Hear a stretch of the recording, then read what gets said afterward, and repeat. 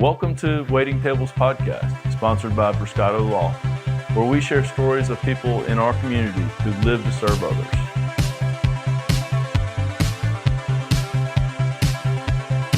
A dozen or so episodes. Super cool. Some of which haven't aired yet. I gotcha. And then we're kind of holding. So Yeah. You just love to interview people, huh? I mean, I kind of do that for a living. Yeah. So Yeah. I want to do that whenever this gig is done. I love to interview people. I don't like to be interviewed. I'll tell you what, if you want to grab that door, Yes. we'll go ahead and. Okay. Awesome. Thank y'all. All right. So I've got the TV on here just to kind of make sure Yeah. we're in frame, but we're going to turn that off once you feel comfortable. Okay. Yeah. You good? I'm good. Okay. We're going to turn it off. Yeah.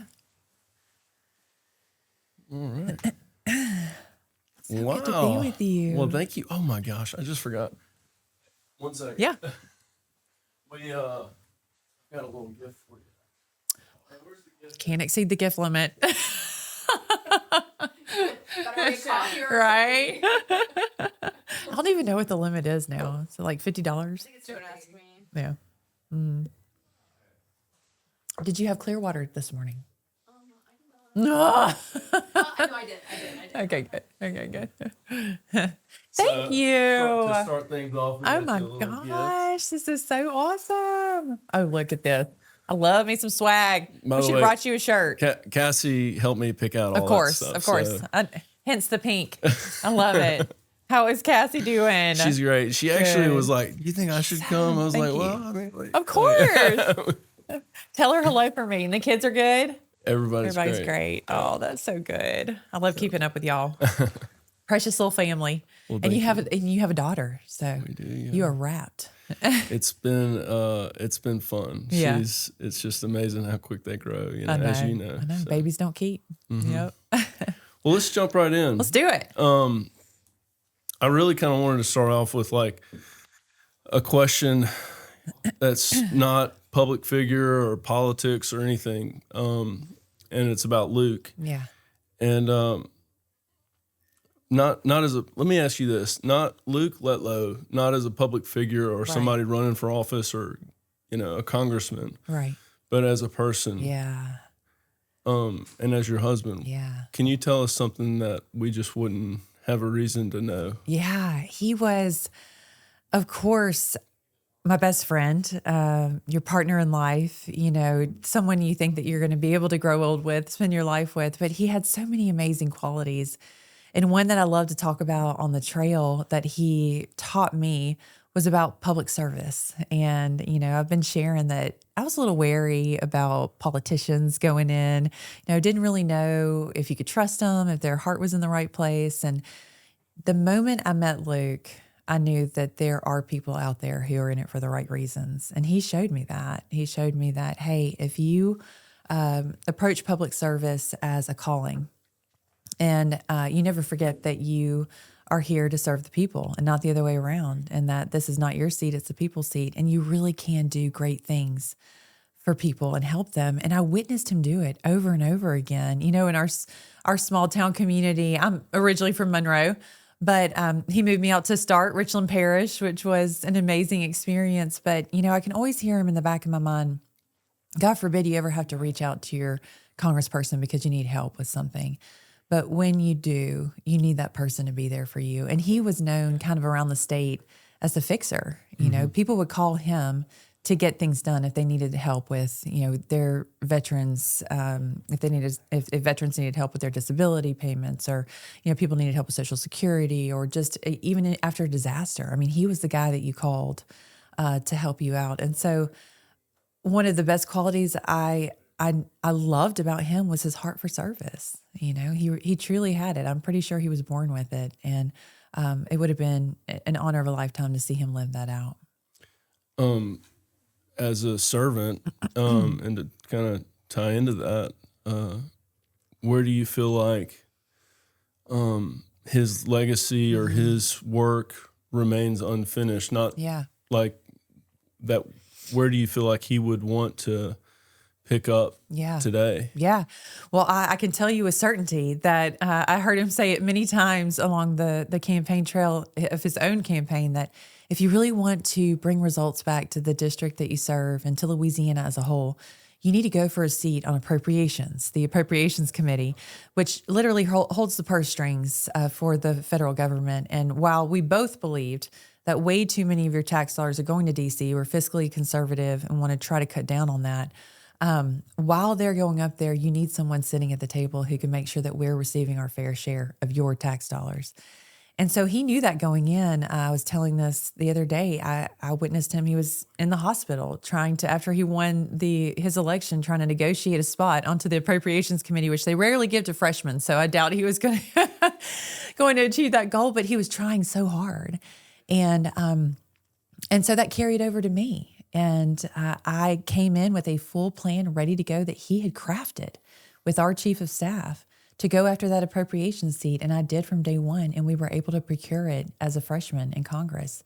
And it's been an amazing experience, John, to be able to work on these community-funded projects. That's direct funding that bypasses, no offense to our state legislators, they do a great job, but it bypasses Baton Rouge, and it comes straight to the communities where it's needed the most. So, for example, one that I can think of off the top of my head, St. Francis across the street, right here, we were able to get 2 generators for them. And when you think about a catastrophic once-in-a-lifetime ice storm that we just endured in Northeast Louisiana, I could go to bed at night thinking, okay, those babies in the NICU, the doctors are not going to have to worry about the lights going off and the machines shutting down. Like those are the type of projects that Luke was so passionate about. And it's been an honor for me to carry forward and work on moving forward. And we've brought $200 million back to my district alone. So it's been an incredible honor to be on that committee. Going to that generation station, or whatever, I'm not really sure what it's called, but it's basically like it's huge. It's an energy production plant, essentially. Yes. It's like St. Francis now has its own basically utility or energy production facility. Right. They don't have to worry about another storm, which is great. And that went online. When did that go on? Yeah, we went to the ribbon cutting, last year sometime. Mm-hmm. So it was perfect timing. Yeah. Yeah. Wow. It was perfect timing for the storm for sure. Right. And I'll tell you, my office being just a stone's throw from St. Francis, I can tell you the grid down here. Yeah. It needs some enhancement, let's just say. And that was my main concern with the infrastructure bill. That's why I voted against it. It was crafted. It was written by Democrats. We had a Democratic president. I don't understand. And President Trump's even said this. Why don't we wait until we have the White House and the House and the Senate and write our own infrastructure bill? Because I was concerned that we were not going to get our fair share, and we didn't. Mm-hmm. I think we got like 1.08% of a $1.2 trillion bill that was strictly for infrastructure, that promised us a hardening of the grid. And wouldn't buried power lines be really great right now as y'all encountered the worst ice storm of your lifetime? So that was my main issue with the infrastructure bill that was passed 4 years ago. Yeah. No, I mean, if you've ever lived somewhere where the power lines are underground, or if you've, received internet service from like one of the providers that have fiber optic buried underground. Yeah. It's a way more robust delivery mechanism, and trees falling or wind or... And we desperately need that in Louisiana. I mean, it makes sense. In North Louisiana with our trees and what we experienced with the ice storm, you go to South Louisiana hurricanes, I mean, it's a no-brainer. Yeah. In what ways do you feel like you've not just continued Luke's legacy, but also evolved it into your own? Sure. Into Julia's legacy. Yeah. That has been such an incredible experience. So I'll tell you this one funny story. So right when I got to Congress, you meet some of the most amazing people. There are incredible people from all walks of life. There are a lot of lawyers up there, but there are people from every different background. And there was one moment when that really hit home for me. So I was put on the Education and Workforce Committee early on, and we had a chairwoman Her name is Dr. Virginia Fox. And she is, when you think about like your grandmother, but strict as can be, and she would make us all toe the line. She would actually give us a report card on our performance on the committee. She would go around on the House floor and tell us how we were doing in committee. It was awesome. I don't know of any other chairman or woman who would do that. But I knew for some reason this day, I feel like she could really pick up that I was struggling a bit with imposter syndrome, just thinking, wow, what am I doing here with all these brilliant people and brilliant minds? And, I come from education, what do I have to offer? And just really struggling with those thoughts. And it's like she could sense it. And she just took me under her wing and she said, Julia, don't for a second question why the Lord has you in this place for such a time as this. She said, do you know that next Congress, most likely the House Republicans will take back the House, and we will have the opportunity on this committee to rewrite the Higher Education Act, which will have the possibility to influence policy for higher education across the entire country. Do you know how many people on our side have any experience in higher education on this committee? And I said, no, ma'am. And she said, you and me. She said, don't for a second question why you're here. And that's when it hit me that, okay, yes, this is the people's house. It's we the people. And that the founding fathers set it up that way, that we need people from all walks of life to lend their expertise. We need small business owners, entrepreneurs, lawyers, doctors. We even need, stay-at-home moms. We need people from all different walks of life because every voice is needed, because as a country, we're an amalgamation of different voices. Mm-hmm. And so it was just a beautiful experience that I had sitting there with her that day. And I haven't really questioned since, why it's so important that we have people from all walks of life who are willing to run and go to our nation's capital and represent people from their home state. So it's a pretty cool experience. So to answer your question, education has been my passion. It's been my background. Right when the House took back, when the Republicans took back the House, we passed 5 marquee bills, and one of my bills was in the top 5. It was the Parents' Bill of Rights. Now, as a country, you remember where we were in COVID era. For the first time, parents were sitting down with their children and looking on, their tablets about what they were being taught, and seeing their curriculum for the first time. Now, in Louisiana, we didn't have that problem. We actually have a Parents' Bill of Rights in Louisiana that was passed in a bipartisan way through our state legislature, which is where I got the idea from. But what you were seeing in some of these more liberal states like Virginia and other places, parents were appalled at what they were seeing their children were being taught.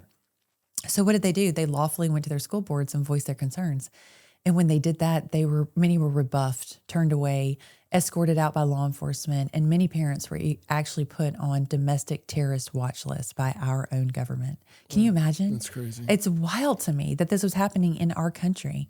And so got together with leadership and the committee and my colleagues, and we authored the Parents' Bill of Rights. So parents will always have a seat at the table. When it comes to your child's education, you will always be able to see the curriculum that your child is being taught. You'll know what library books are in the library. You'll know if there's violence on their campus. And it's just evolved from there, John. I was a collegiate athlete for a while. I can't imagine having to compete with a biological man in sports today. And it has absolutely blown my mind that how far left the country went.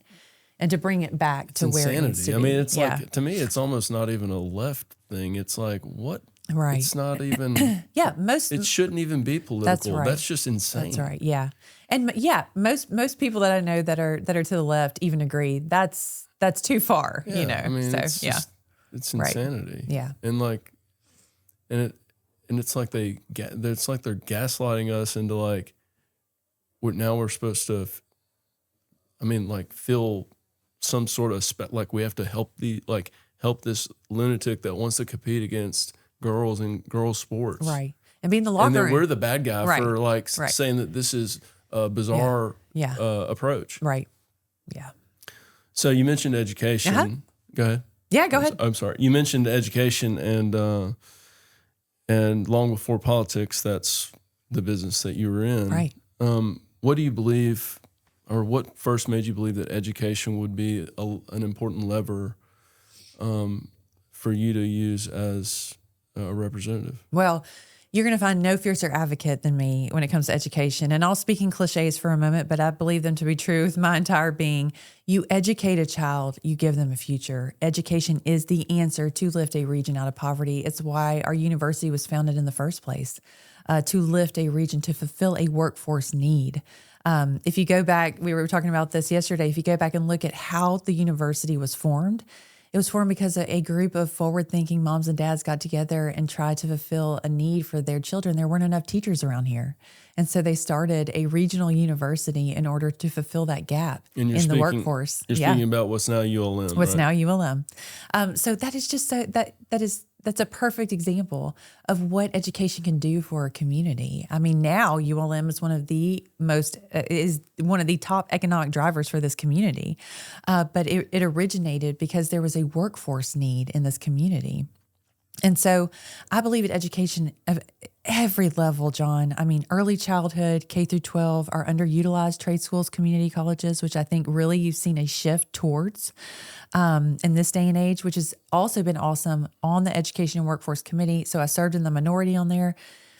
In that era, we were still pushing everybody. You got to go get your 4-year degree. That's your only path to success. We know that's not true. Yeah. There are other paths, pipelines that we can encourage our children to go down where they can make an incredible living. I mean, way more than you could possibly get with a 4-year degree. And there's no longer a stigma attached to it. You know, we need welders, we need electricians, we need contractors, and you're seeing all of that with the new meta site here that's happening in Northeast Louisiana. Fulfilling those needs is really the name of the game now. So I could not be more thrilled in what we're doing in the education sphere in DC, working on short-term Pell Grants. So we didn't have those in the past. We did this in the One Big Beautiful Bill to make it easier for those students who want to go get their licensure, who want to get their CDL license to be able to immediately enter the workforce. We need to help those people be able to get that licensure so they can start contributing and become productive citizens to our society. So, wow, education is the answer. Also, I'll add this finally. What I try to encourage my colleagues when it comes to early childhood education, 0 to 3 years old, I think that is such a missed opportunity for us because we know, and studies have shown that if you can educate, and by educate, at 0 to 3, it's more about touch and reading and just providing those necessities to those children if they're not getting it at home. Mm-hmm. We know that if we can get that to them from 0 to 3, then we can set them up for success for the rest of their lives. And so I tell this all the time to my colleagues, hey, if you'll help me invest on the front end in early education, then I won't have to find more money for you to buy another jail. I tell this to my sheriffs, you know, but it's an investment, you know, and you don't see the immediate reward because it's longitudinal. But I truly believe if we educate our children, and especially those, again, I told you I was done, but I'll end with this. Also, studies show that if a child is not receiving what they need in the home, which is, of course, what we want a strong mom and dad, foundational system for them in the home, strong faith. If they're not receiving that in the home, if one person in their life, and most of the time it comes from school, believes in them and says, you can do this, you can succeed, then they will. Mm-hmm. One person is all it takes. And so I'm always going to be supporting education. I believe in it. Where do you think we're falling short? Yeah, I think we're doing so much right in Louisiana. You know, an amazing evolution of what I've seen is taking back the locus of control away from the federal government, the Department of Education, and giving it back to the states where it belongs and local municipalities and local school boards. We know best how to educate our children. We provide the teachers. We provide the administrators here. If you look at the work that our state superintendent, Cade Brumley, has done, along with Governor Jeff Landry, we've gone from the bottom of the pack. I think we're up to 36 now in our performance scores. That doesn't just happen, overnight and without great leadership at the state level, but we have it. And we are rowing in the right direction. Our literacy rates are leading the nation. I mean, this is a concerted effort of everybody working together, banding together, but not the federal government telling you what you need to do, using your own metrics within the state to lift yourself up. So it's exciting. So do you think that across the nation that education decisions for the children should be made at the local level and not at the national level? I do. 1,000%. And Secretary McMahon came down to Louisiana first on her national tour because she said, I want to be in a state that's doing it right. So when I put together my master plan that shows all these other states that aren't necessarily on par with us, how we do it in Louisiana, what's working, and how they could replicate best practices.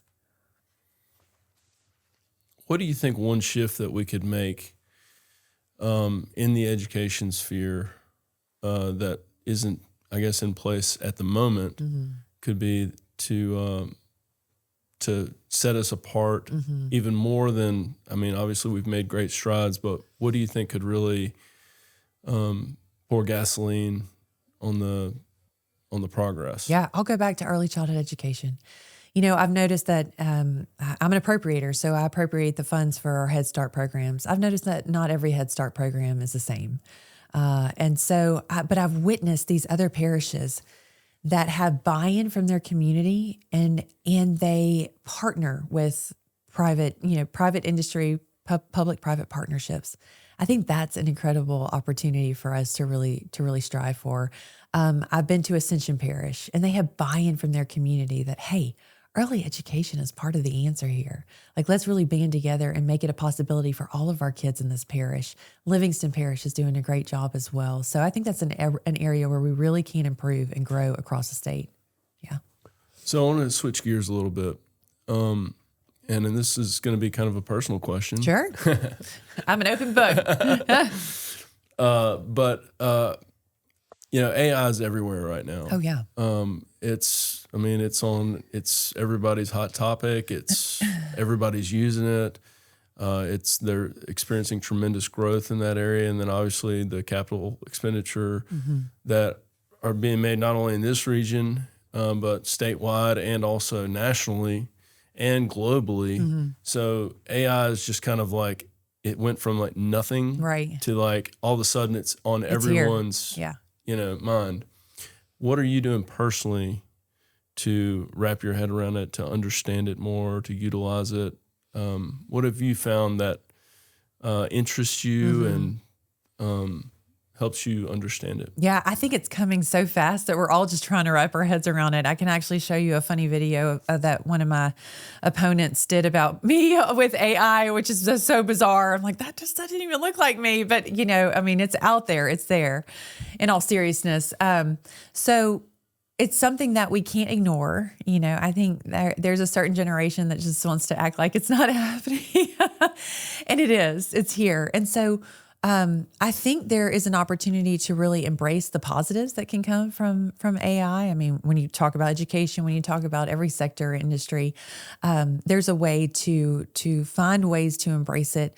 For me, and probably you, I don't want to speak for you, but I worry about our kids. I worry about future generations and what that's going to mean for them. Not necessarily just AI, but cybersecurity, as a whole. I was just talking to a group of women yesterday, and one of my best friends, you may know her daughter was targeted online through an education app that they were using, that she thought she was using for schoolwork. These are things that I'm terrified as far as protecting our children. I think that's something I could really champion over on the Senate side as well. But, I want AI to continue to complement our workforce, be used in partnership, in conjunction. I think Louisiana can lead the way in this and become a leader in this.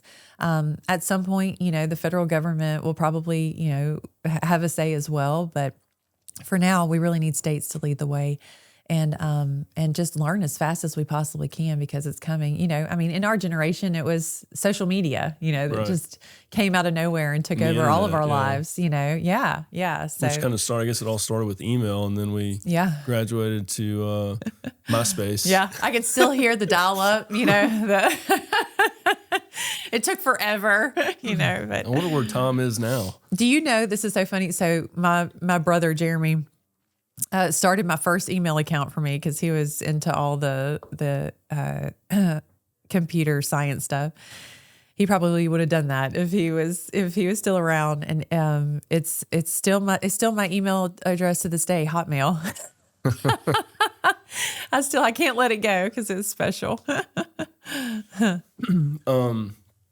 Well, and you mentioned a lot about, kind of what the government might do or what, industries are doing.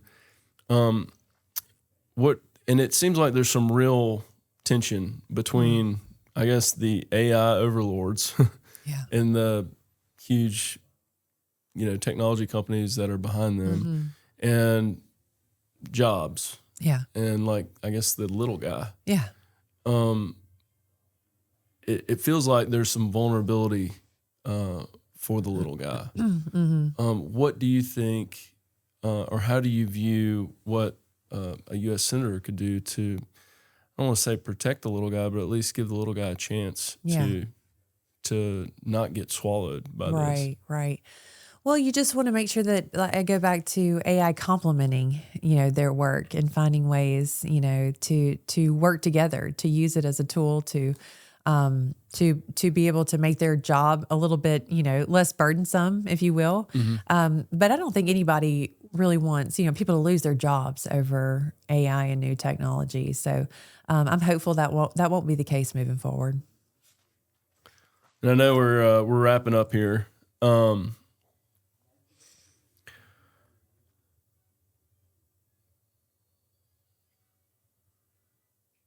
You didn't enter politics in a traditional sort of way. And I remember Luke's campaign. I remember before his campaign. I remember I ran into him at a Republican women's luncheon one time, and he was putting in the work. Yeah. He worked really, really hard. I think everyone that got to observe Luke before he entered public life got to see him work really, really hard. Yep. How has the journey that you've had through that loss shaped how you approach not only your job as U.S. House Representative for Louisiana District 5, but what you would do as a United States Senator for Louisiana? Well, again, it was such an incredible experience to be able to be by his side during most of those years and watch the work ethic and what it took to, to work in that sector and what it meant to be a public servant. So to have that firsthand account, first row seat, if you will, into that world, what a blessing, what a God thing. But I think it's also a positive that I'm not a career politician. Just like you said, I never in a million years thought 6 years ago I'd be sitting here before you today as a member of the House of Representatives for the 5th District, but also running for the United States Senate. It has given my life so much meaning and purpose and healing. I'm so grateful to the people of Louisiana for giving me this opportunity to be able to serve. I think what's an incredible part of this journey that I don't always get to talk about and thank the people of Louisiana for giving me, but to be an example for my children, that when life knocks you down, and it will you choose to give up or will you keep moving forward with faith and hope? And I know that's what Luke would want us to do. And I hope that my children will one day say, Mom, we saw you get up and we're proud that you continued to move forward. And so I think what makes my candidacy a little bit different is that I don't hold on to it so tightly. I have witnessed people go up to DC and they get mesmerized by the job and the power and the prestige and all of that. And, it was never my seat to begin with. And I've never lost sight that this is the people's seat. And so it's made that transition a little bit easier to let go of this seat and also take a new leap of faith Yeah. to run for the United States Senate. And I don't think, because of the losses that I've faced and what I've learned from Luke, that I could ever lose sight of that. That it wouldn't be possible for me to get swept away with all of the fanfare that comes along with, being up in DC. I'm just there to put my head down, do a good job for the people that I represent, and get back to Louisiana so I can hear from them about what I need to be doing better next time. Well, and I think that kind of what you said that sticks out to me, it's maybe a bit, it's kind of the opposite of the way, the perceptions are with, people wanting to see term limits and whatnot. But I mean, are you 42? Is that how old you are? No, How old are you? I'm 45, but thank you, You're John. 45? Wow. Yes. Oh my goodness. I really didn't know. I was asking Cassie. You're supposed to say 32. This morning I was having coffee with my wife Cassie, and I was like, "How old is she?" I think she's 42, and she's like, "Yeah, I think you're right." So anyway, my wife helped me come up with the age. I love it. Tell Cassie thank you. Sorry, it wasn't 35. No, to your point though, You have a long runway. That's right. Is That's what right. I'm saying. That's And right. you could be. I mean, you could do 6 terms. Yeah. Well, I mean, dear that's Lord. possible. Yeah. I do want to enjoy We could be retirement. wheeling you Right? into No. the- You will not be wheeling me out of the Senate chambers. No, sir. No, I do think it's important for people to go up there, do their job, serve, and then give someone else, a chance to represent the people. I've always supported term limits, but I also, when I'm talking to groups, and I mean this from the bottom of my heart, for the generation who are entering retirement age, and by that my parents, the baby boomers, I'm grateful to everything that they poured into us. Mm-hmm. And I will take those lessons learned and the morals they taught me, the moral compass, and the values and the pride that I feel in this country, and I'll carry them with me to continue to do good work. But I do feel it's important for our generation to step up. It's time, and to be able to give your prime years to do something like this, and just like you said, I got a couple terms in me. They're 6-year terms in the Senate, but would be so honored to do that and proud to do that. But I would carry the lessons that they taught us with me moving forward. Well, and here's what I've landed on. It's like, there's something to be said about having some seniority in your representatives. I mean, I thought that Dr. Abraham, he gained seniority while he was there, and he was very effective. And quite frankly, I think that helped Louisiana. Yep. And so there's some positives to having more than just a couple of terms. Yes. And unless they pass strict term limits, that's the way it's set up right now. Mm-hmm. You earn seniority by putting your time in and building your way up. But what's been awesome about my time there is that this is another nugget that Luke taught me. It's all about building relationships. And the faster you can build relationships and earn people's trust, the faster you move up. And so we were able to get on appropriations my freshman year. And that was through building relationships across the board in the House of Representatives. And then when it was time to ask, you go ask because you do what's best for Louisiana. So I'll continue that work in the Senate. Well, thank you for the courage that it took to step into this race. Thank you, John. And even though you have a lot of support, I know that it's got to be a nerve-wracking endeavor to undertake what you're doing. And I think anybody that wants to serve me or my family or the people of our community, I can't say anything but thank you. So, thank you for doing that. Thank you so much, John. I appreciate you for having me on today. Yeah. And thanks for coming on. Of course. Anytime. Great to see you.